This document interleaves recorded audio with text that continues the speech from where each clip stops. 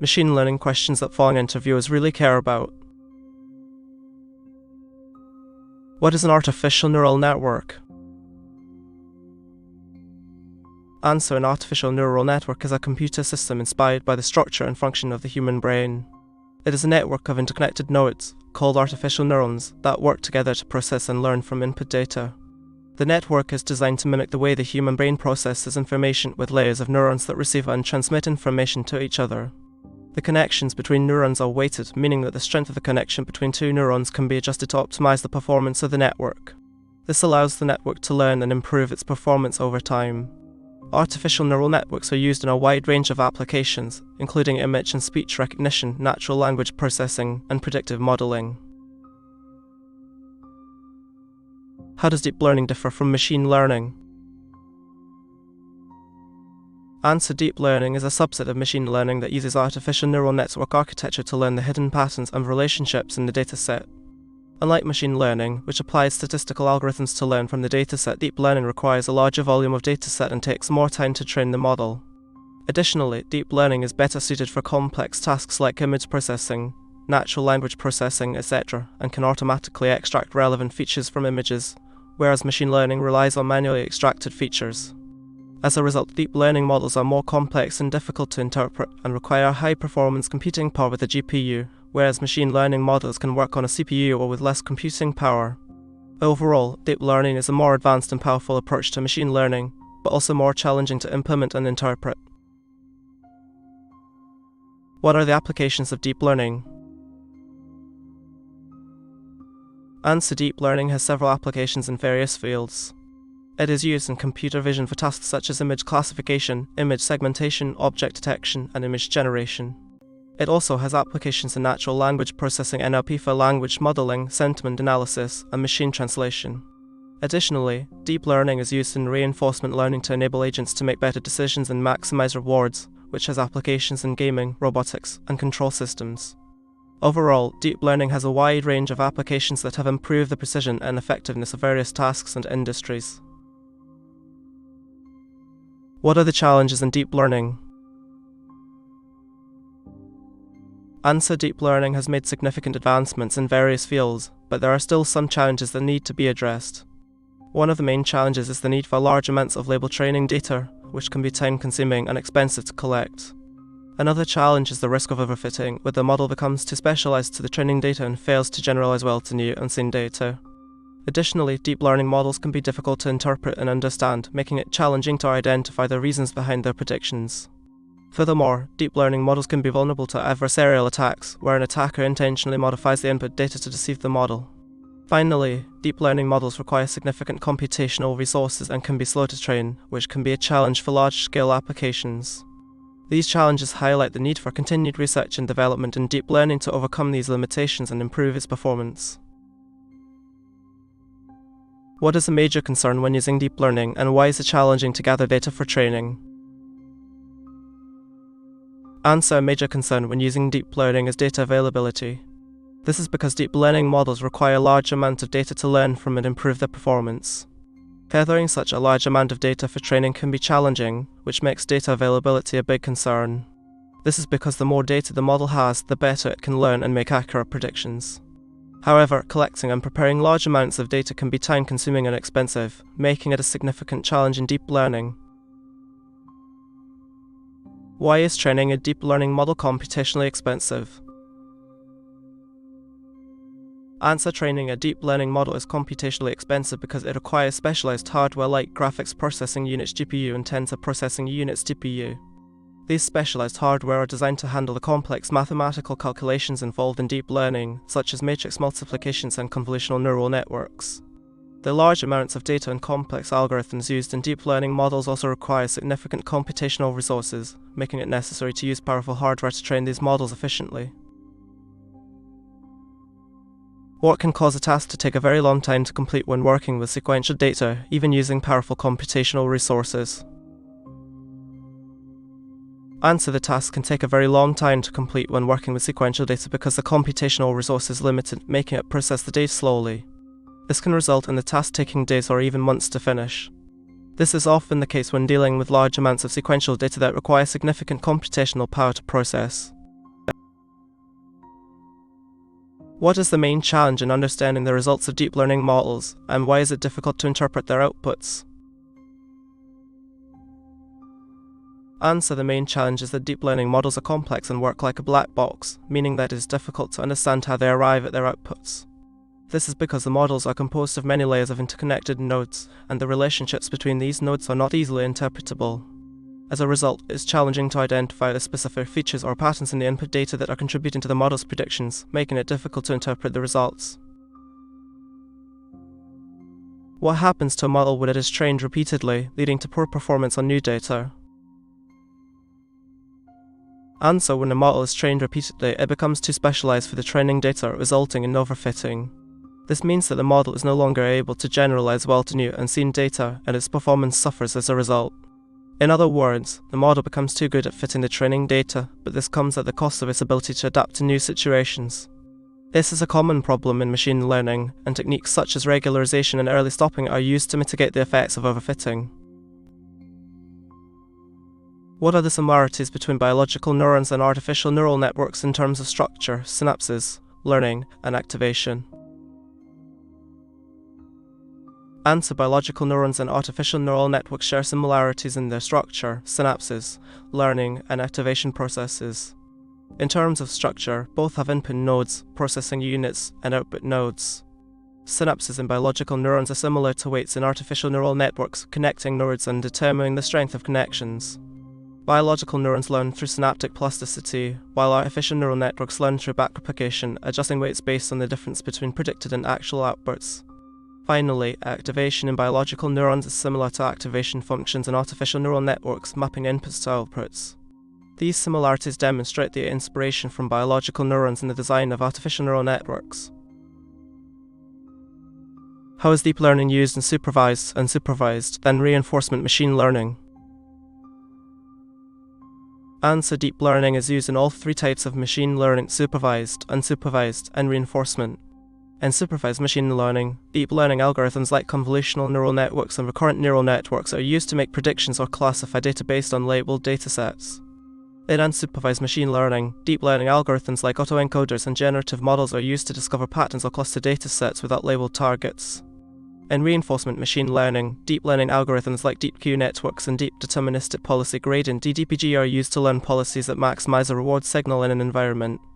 Deep learning is used to process and analyze data in all three types of machine learning, allowing for more accurate and efficient results. What is a perceptron? Answer: a perceptron is a simple type of artificial neural network architecture that was introduced in the 1950s. It consists of a single layer of input nodes that are fully connected to a layer of output nodes. A perceptron can learn linearly separable patterns and uses a type of artificial neuron called the threshold logic unit (TLU). It computes the weighted sum of its inputs and applies a step function to compare it to a threshold, making it a simple and effective model for binary classification tasks. What is a multilayer perceptron (MLP) and how does it differ from a single-layer perceptron? Answer: a multilayer perceptron (MLP) is a type of neural network that consists of multiple layers of interconnected neurons, allowing it to process complex patterns in data. In contrast, a single-layer perceptron has only one layer of neurons and is limited to learning simple, linearly separable patterns. The key differences between the two are the architecture, complexity, learning algorithm output, and applications. The MLP have more layers, can learn nonlinear patterns, use backpropagation for training, produce real-valued outputs, and are suitable for complex classification and regression tasks, whereas single-layer perceptrons are limited to simple linear classification tasks. What are feed-forward neural networks? Answer: a feed-forward neural network is a type of artificial neural network where information flows only in one direction from the input layer to the output layer, without any feedback connections. This means that the data is processed in a series of layers, with each layer transforming the input data in some way until the final output is produced. Feed-forward neural networks are widely used for tasks such as image and speech recognition, and are particularly effective when the relationship between the input and output data is complex and nonlinear. During the training process, the weights and biases of the network are adjusted to minimize the error between the predicted output and the actual output using a technique called backpropagation. This allows the network to learn and improve its performance over time. What is a GPU? Answer: a GPU, or Graphics Processing Unit, is a specialized electronic circuit designed to render graphics and images on a computer or digital device quickly and effectively. It was originally developed for use in video games and graphical applications, but has since grown in significance in fields like artificial intelligence, machine learning, and scientific research, where it is used to speed up computationally demanding tasks. One of its main benefits is its ability to perform parallel computation, using many processing cores to speed up complex calculations, making it particularly well suited for tasks like high-dimensional data manipulation and matrix operations. What are the different layers in an artificial neural network ANN, and how do we represent a node of a particular layer using a notation? Answer: an artificial neural network ANN typically consists of three types of layers: the input layer, hidden layers, and output layer. The input layer receives the input data and passes it on to the next layer. The hidden layers process the input data and transmit it to the output layer. The output layer produces the output of the network. To represent a node of a particular layer, we use a notation like NLP, where L denotes the layer number and I denotes the node's index inside that layer. For example, N0 represents the first node in the input layer, and N23 represents the second node in the third hidden layer. This notation helps us refer to specific nodes in the network to understand its structure. What is forward and backward propagation in deep learning and neural networks? Answer: forward propagation is a process where input data flows through the neural network layer by layer to produce an output. Backward propagation, also known as backpropagation, is a process where the generated output is compared to the actual output, and the error is measured and propagated backward through the network to update the weights and biases of each layer, allowing the network to improve its performance. In simple terms, forward pass involves feeding input data into the neural network to produce an output, while backward pass involves utilizing the output to compute the error and modify the network's weights and biases. What is the cost function in deep learning? Answer: the cost function, also known as the loss function or objective function, is a mathematical function used to measure the quality of prediction during training in deep neural networks. It calculates the differences between the predicted output and the actual output, and the goal is to minimize these differences by adjusting the weights and biases of the network using backpropagation algorithms. The cost function is used to evaluate the performance of the network and guide the training process. Different types of cost functions are used depending on the type of problem and neural network used, such as binary cross-entropy, categorical cross-entropy, sparse categorical cross-entropy, callback labor divergence, and mean-squared error. What are activation functions in deep learning and where are they used? Answer: activation functions in deep learning are mathematical operations that are performed on each neuron's output in a neural network to introduce nonlinearity. They take the output of the preceding linear operation and map it to a desired range, allowing the neural network to learn more complex relationships between input and output variables. Activation functions are used throughout the neural network, particularly during the forward pass to compute the output of each layer. They are also used during backpropagation to compute the gradients of the loss function with respect to the network weights. This enables the network to learn and optimize its weights to minimize the loss function. What are the different types of activation functions used in deep learning? Answer: in deep learning, several types of activation functions are used, each with its own strengths and weaknesses. Some of the most common activation functions include the sigmoid function, which maps any value between 0 and 1, and the ReLU rectified linear unit function, which outputs 0 for negative inputs and the input value for positive inputs. Other common activation functions include the tan function, which is similar to the sigmoid function but has a more symmetrical output, and the softmax function, which is used for output layers and classification problems. These activation functions help to introduce nonlinearity into the neural network, allowing it to learn more complex relationships between inputs and outputs. What is the main purpose of the softmax function in a neural network, and how does it differ from the sigmoid function? Answer: the softmax function is primarily used in multi-class classification problems, where it maps the output of the preceding hidden layer into a probability distribution across the classes. This means it gives each class a probability value between 0 and 1, with sum of the probabilities over all classes equal to 1.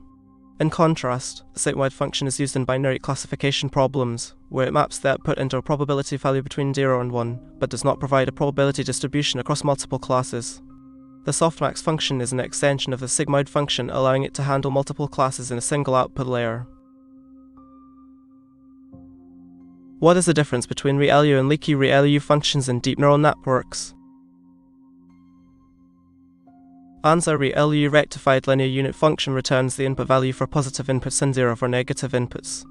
Leaky ReLU function is similar, but it adds a small slope for negative input values to prevent dead neurons. This means that leaky ReLU allows a small amount of the input signal to pass through, even if the input is negative, whereas ReLU completely discards the negative input. This modification helps to prevent the vanishing gradient problem and allows the network to learn more complex patterns.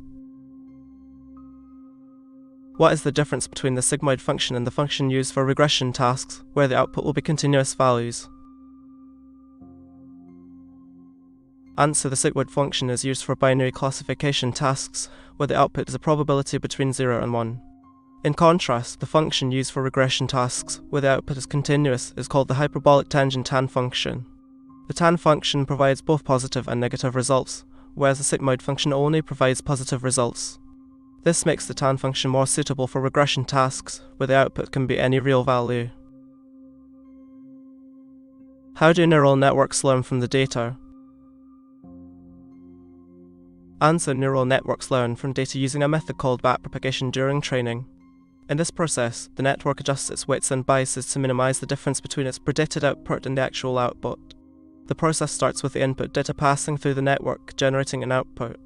The cost function then compares this output to the actual output, and the backpropagation algorithm computes the gradient of the cost function with respect to the network's parameters.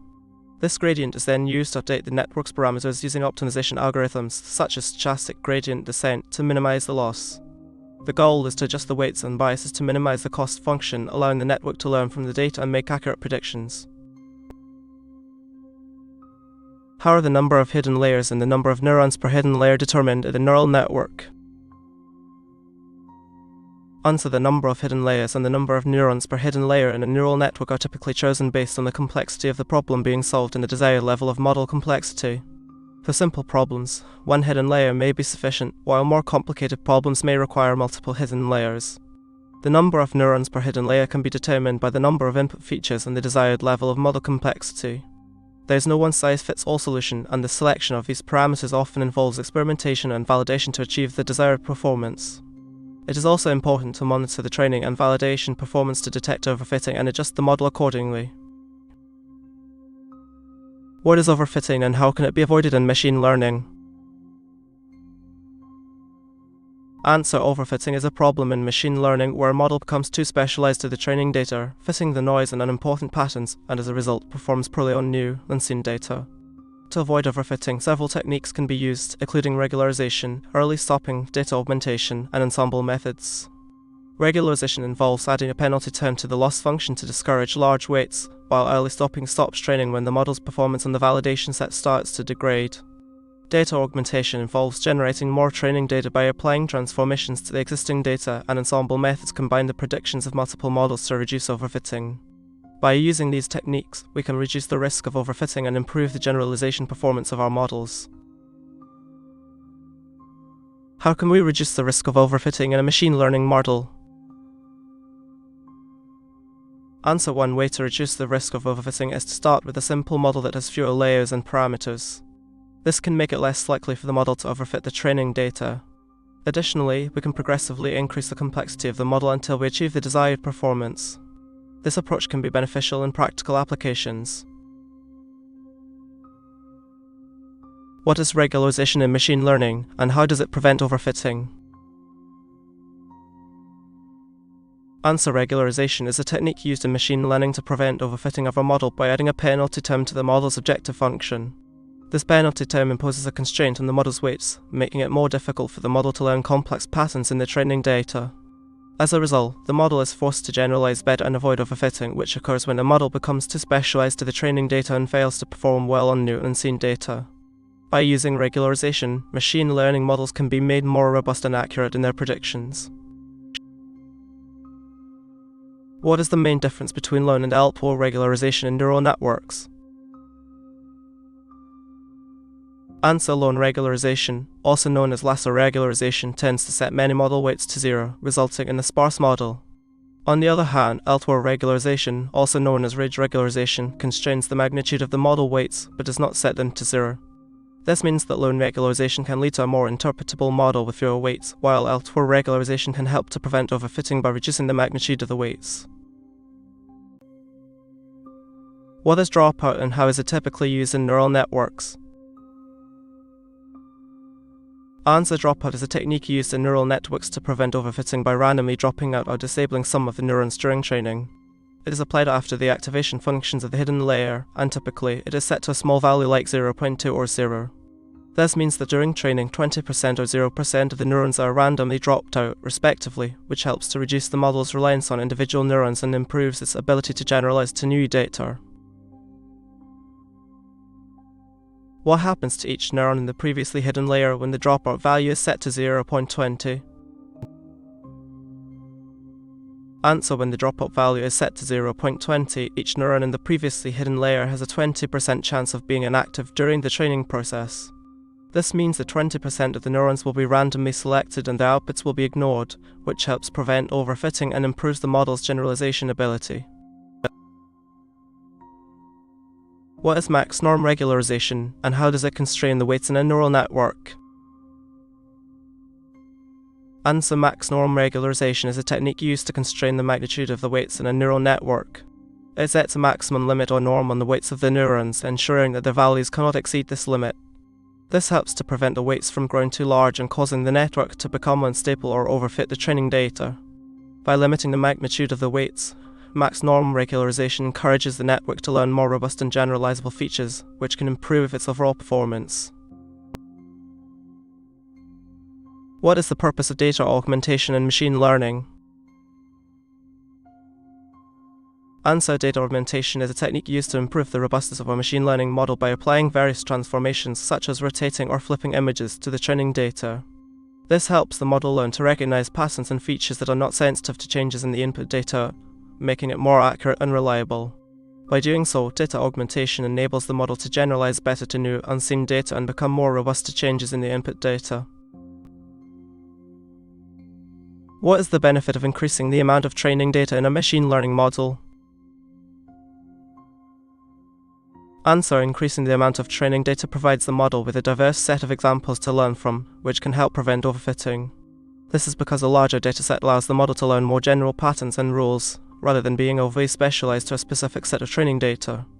As a result, the model is less likely to make errors when applied to new, unseen data.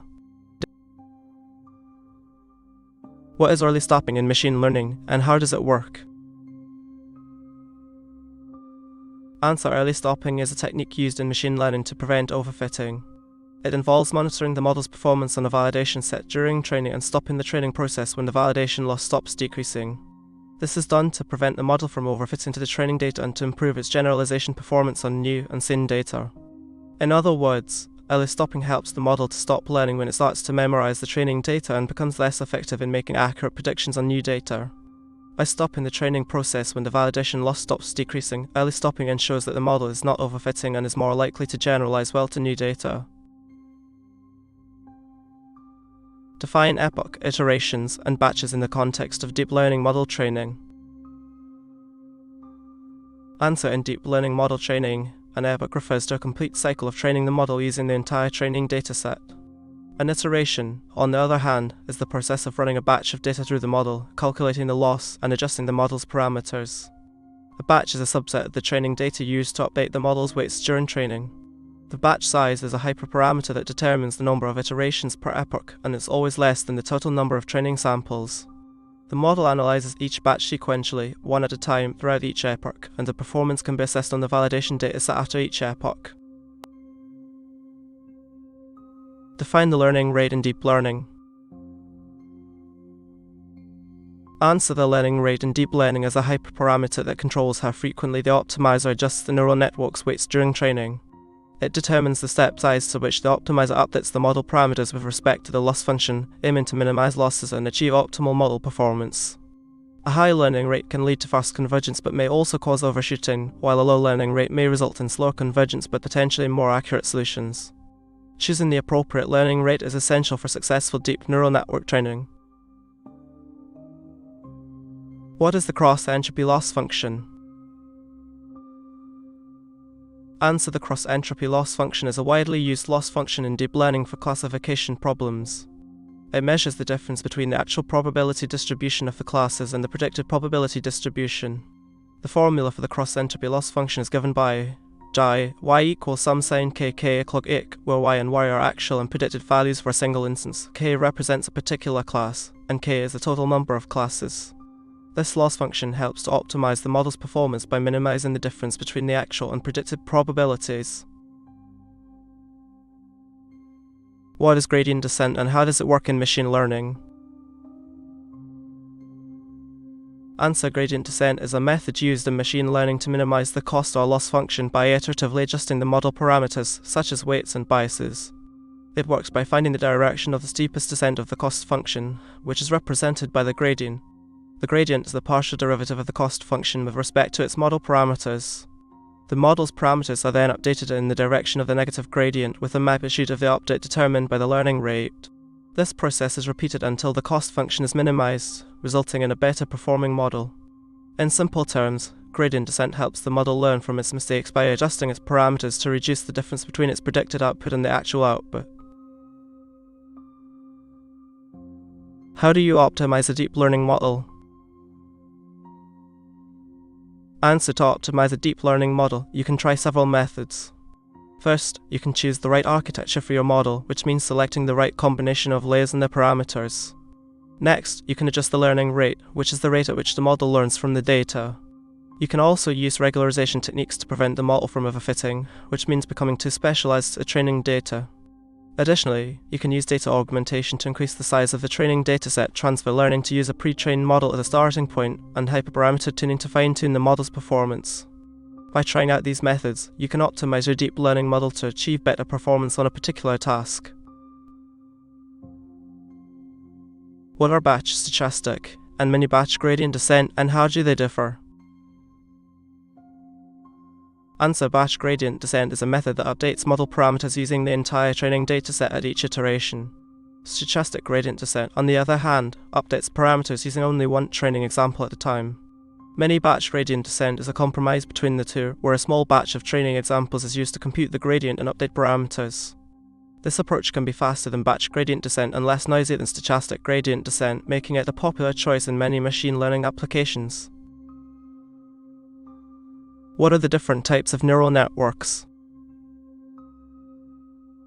Answer: there are several types of neural networks used in deep learning, including feedforward neural networks, recurrent neural networks (RNN), convolutional neural networks (CNN), autoencoders, generative adversarial networks (GAN), and long short-term memory (LSTM) networks.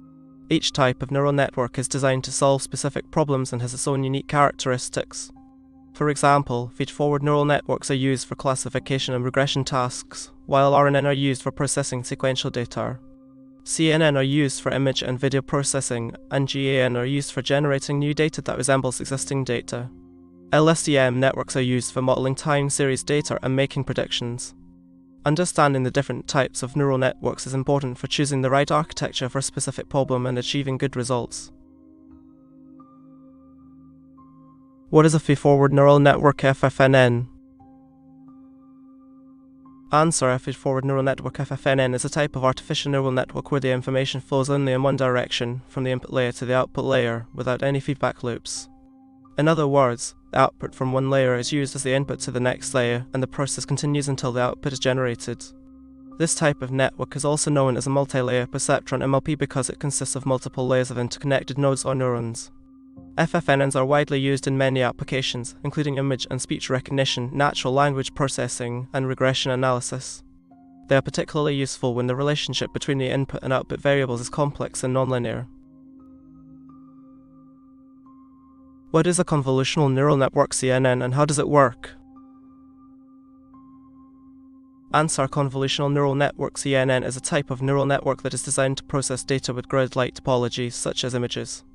It works by using a series of convolutional and pooling layers to extract features from the input data. The convolutional layers use filters to scan the input data and detect patterns, while the pooling layers downsample the data to reduce the number of parameters and improve the network's ability to generalize. The output of the convolutional and pooling layers is then passed through fully connected layers to make predictions.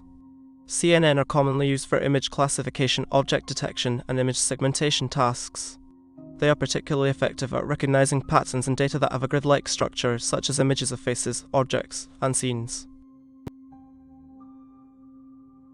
What is a recurrent neural network RNN and how does it differ from a traditional feed-forward neural network?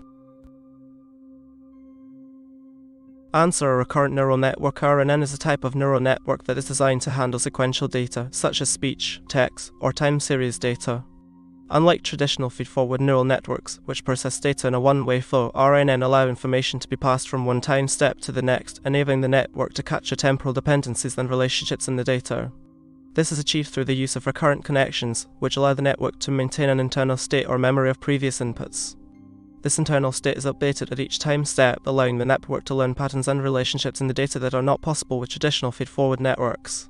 RNN are particularly useful for tasks such as language modeling, speech recognition, and time series forecasting, where the input data has a temporal structure. What are long short-term memory networks, LSTMs, and how do they help in addressing the vanishing gradient problem in recurrent neural networks? Answer. Long short-term memory networks, LSTMs, are a type of recurrent neural network RNN architecture designed to address the vanishing gradient problem. This problem occurs when the gradients used to update the network's weights become smaller as they are back-propagated through time, making it difficult for the network to learn long-term dependencies. LSTMs use three primary components: the memory cell, the input gate, and the output gate. The memory cell allows the network to store information for a long period, while the input and output gates control the flow of information in and out of the memory cell.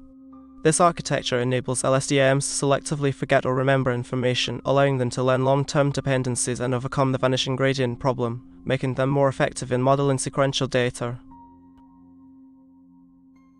What is a gated recurrent unit GRU, and how does it differ from a traditional recurrent neural network RNN? Answer. A gated recurrent unit GRU is a type of recurrent neural network RNN that is designed to handle the vanishing gradient problem, which occurs when the gradients of the error signal are multiplied together at each time step, causing the model to forget information over time. Unlike traditional RNN, GRU use two gates, the reset gate and the update gate. The reset gate determines what information to forget, and the update gate determines what new information to add. This allows GRU to selectively focus on relevant information and ignore irrelevant information, making them more efficient and effective for modeling sequential data. In contrast, traditional RNN use a single gate to control the flow of information, which can lead to the vanishing gradient problem. GRU are particularly useful for tasks such as language modeling, speech recognition, and machine translation. What is an autoencoded neural network?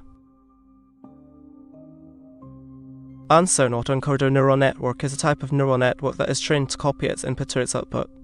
It is a self-supervised learning method, where the network is trained on its own input data. The network consists of an encoder and a decoder.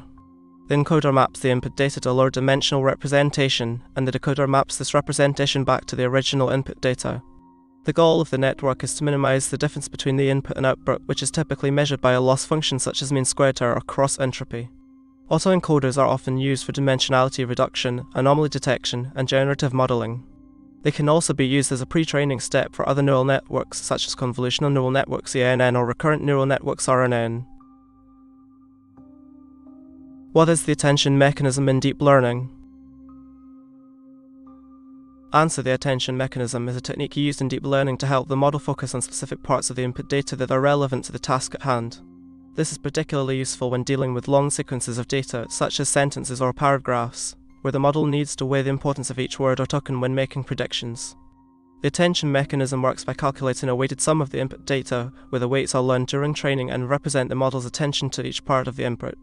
This allows the model to selectively focus on the most important information and ignore the rest, leading to improved performance and more accurate predictions. What is a generative adversarial network GAN and how does it work? Answer. Generative adversarial network GAN is a type of deep learning algorithm that generates new, synthetic data that resembles existing data. It consists of two neural networks, a generator and a discriminator. The generator creates new data samples, while the discriminator evaluates the generated samples and tells the generator whether they are realistic or not. The generator and discriminator compete with each other, with the generator trying to produce more realistic samples and the discriminator trying to correctly identify the generated samples.